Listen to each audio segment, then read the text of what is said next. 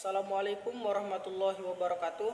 Perkenalkan, nama saya Ihwan Hadi dari Prodi Manajemen Bisnis Syariah semester 2 dari kelas MBS 2C dengan NIM 2404030064. Saya akan mempresentasikan materi dari beberapa kelompok yang telah presentasi minggu lalu. Dari kelompok 1, konsep dasar ekonomi. Ada beberapa konsep dasar ekonomi. Yang pertama, konsep kelangkaan atau scarcity adalah kondisi ketidakseimbangan antara sumber daya yang terbatas dengan kebutuhan manusia yang tidak terbatas. Yang kedua, konsep wants, kebutuhan, dan needs, keperluan. Yang pertama, keinginan atau wants adalah sesuatu yang diinginkan manusia untuk menunjang hidupnya. Contohnya seperti ingin berpakaian bermerek, makan makanan enak, atau berkendara dengan kendaraan yang bagus. Selanjutnya, kebutuhan atau needs adalah sesuatu yang harus dipenuhi agar manusia bisa bertahan hidup dan sehat. Contohnya seperti kebutuhan primer adalah kebutuhan dasar seperti makanan, pakaian, dan tempat tinggal. Selanjutnya, kebutuhan sekunder adalah kebutuhan tambahan yang menunjang kebutuhan dasar, contohnya seperti TV, sepeda motor, dan mobil.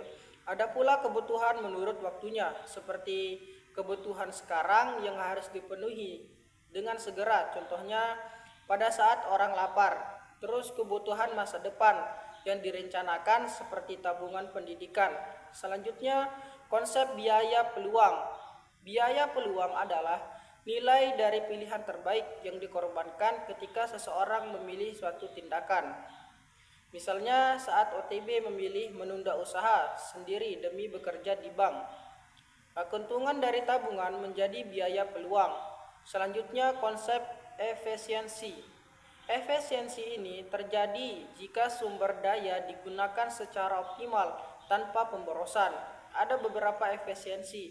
Yang pertama, efisiensi produktif. Berarti barang produksi dengan biaya paling rendah. Yang kedua, efisiensi alokatif. Berarti sumber daya yang digunakan untuk memproduksi barang yang benar-benar dibutuhkan oleh masyarakat. Kesimpulannya, manusia itu harus membuat pilihan terbaik dalam kondisi sumber daya alam yang terbatas ini. Juga harus melakukan alokasi sumber daya secara efisien, memahami biaya peluang demi setiap pilihan, dan berusaha mencapai efisiensi agar sumber daya dapat dimanfaatkan dengan optimal dan demi kesejahteraan bersama. Kemudian selanjutnya dari kelompok 2, yakni teori produksi. Adapun pengertian produksi adalah kegiatan mengubah input, tenaga kerja, modal, dan bahan baku menjadi output, barang atau jasa untuk memenuhi kebutuhan manusia.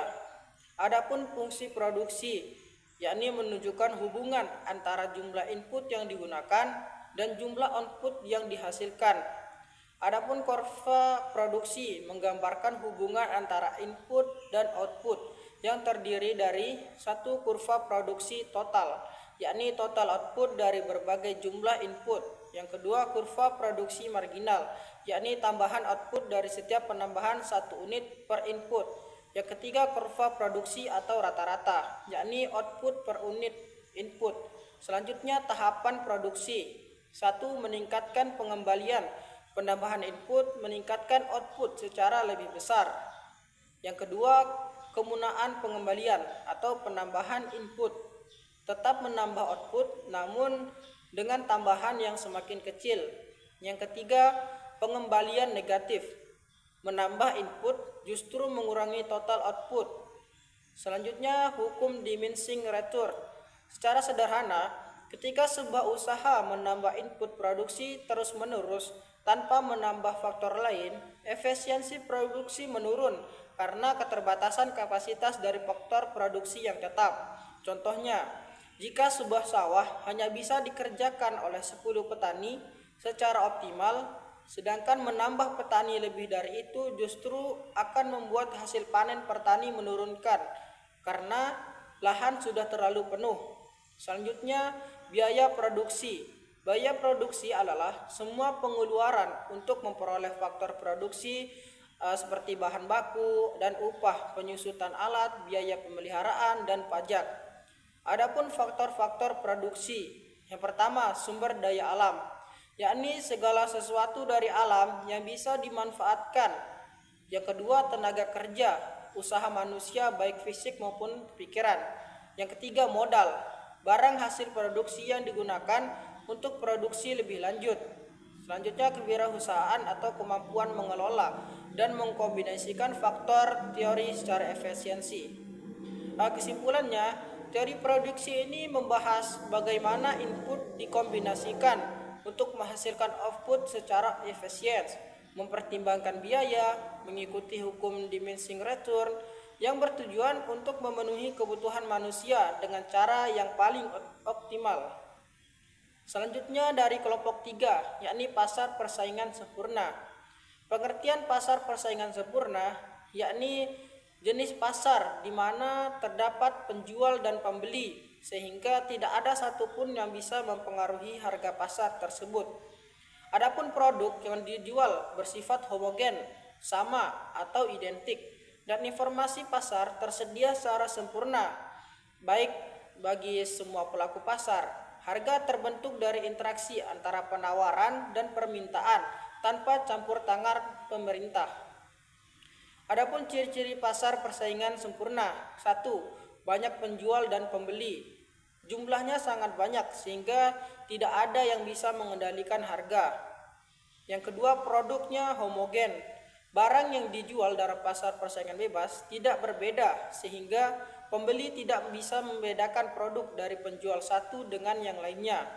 Yang ketiga, informasinya sempurna. Semua pelaku pasar mengetahui harga, kualitas, dan ketersediaan barang secara lengkap. Selanjutnya, tidak ada hambatan masuk dan keluar pasar persaingan bebas. Penjualan bebas masuk atau keluar pasar kapan saja. Penjual sebagai price taker. Penjual itu menerima harga pasar dan tidak bisa menentukan harganya sendiri. Selanjutnya mobilitas, faktor produksi tinggi. Tenaga kerja dan modal dapat berpindah dengan mudah ke pasar lain jika diperlukan. Selanjutnya kelebihan pasar persaingan sempurna. Harganya efisien. Harga mencerminkan biaya produksi dan preferensi konsumen. Yang kedua, alokasi sumber dayanya optimal. Produksi yang dilakukan pada tingkat di mana biaya marginal sama dengan mendapatkan marginal. Yang ketiga, mendorong inovasi. Persaingan ketat memacu perusahaan untuk meningkatkan kualitas produknya masing-masing. Yang keempat, harganya stabil. Karena banyaknya penjual, harga tidak mudah berubah karena tidak satupun penjual bisa mengubahnya. Adapun kekurangan pasar persaingan sempurna, yang pertama, kurang insentif untuk inovasi besar karena produknya homogen dan persaingan harganya sangat ketat. Adapun dalam jenis keuntungan, perusahaan relatif kecil karena harga sudah efisien dan kompetitif.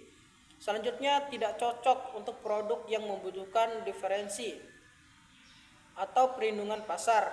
Contoh pasar persaingan sempurna.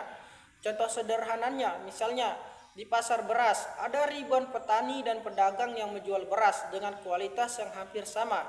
Jika satu pedagang menjual beras dengan harga yang lebih tinggi dari harga pasar, maka pembeli akan beralih kepada pedagang lain. Jika pedagang itu menjual di bawah harga pasar, mereka akan merugi. Jadi, harga beras di pasar ditentukan oleh keseluruhan penawaran dan permintaan, bukan oleh satu pedagang saja. Kesimpulannya sangat singkat dan mudah dipahami. Pasar persaingan sempurna adalah pasar dengan banyak penjual dan pembeli yang produknya sama atau homogen, serta harga yang ditentukan oleh pasar. Dalam jangka pendek, perusahaan berusaha memaksimalkan keuntungan untuk kapasitas yang terbatas. Sedangkan dalam jangka panjang, perusahaan bisa menyesuaikan kapasitas dan jumlah perusahaan di pasar sehingga keuntungan hanyalah normal. Pada akhirnya, pasar ini menghasilkan harga yang efisien dan produksi yang optimal tanpa ada satupun pelaku pasar yang bisa mengatur harganya.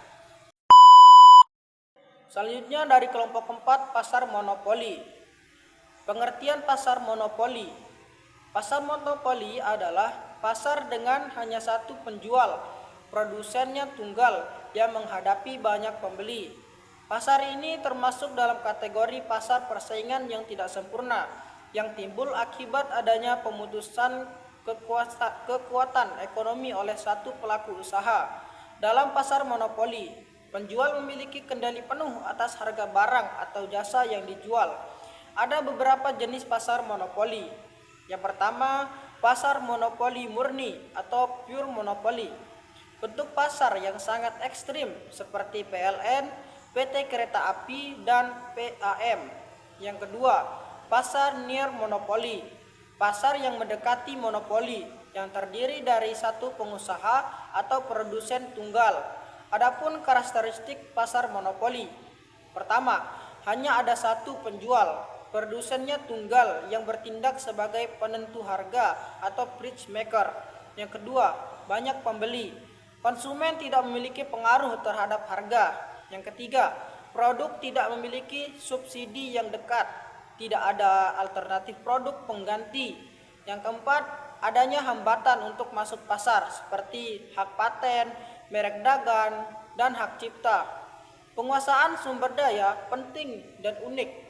Adapun skala ekonomi yang besar seperti perusahaan listrik, air, dan transportasi. Kebijakan pembatasan harga untuk menghalangi pendatang baru. Adapun keseimbangan pasar monopoli. Keseimbangan pasar monopoli terjadi ketika monopolis memaksimalkan keuntungan dengan satu, kondisi keseimbangan, pendapatan marginal atau MR, biaya marginal. Kedua, penentuan harga monopoli. Monopoli menetapkan harga berdasarkan kurva permintaan pasar. Yang ketiga, harganya lebih tinggi dari biaya marginal. Yang keempat, jumlah produksinya lebih sedikit dibandingkan pasar persaingan sempurna. Yang kelima, keuntungan ekonominya dalam jangka panjang dapat diperoleh karena tidak ada persaingan yang bisa masuk dalam pasar tersebut. Adapun kesimpulan pasar monopoli adalah struktur pasar di mana hanya ada satu produsen yang menguasai seluruh pasar tanpa persaingan produsen. Monopoli memiliki kekuatan untuk menentukan harga atau price maker, menghasilkan jumlah produksi yang lebih sedikit dengan harga yang lebih tinggi dibandingkan pasar persaingan sempurna. Meskipun menguntungkan bagi produsen, praktik monopoli sering merugikan konsumen karena pilihannya terbatas dan harganya tinggi. Oleh karena itu, pemerintah biasanya memiliki kebijakan anti monopoli untuk melindungi kepentingan konsumen dan menjaga persaingan usaha yang sehat. Mungkin hanya itu presentasi yang dapat saya bawakan. Saya akhiri dengan ucapan wabillahi taufiq wal hidayah. Wassalamualaikum warahmatullahi wabarakatuh.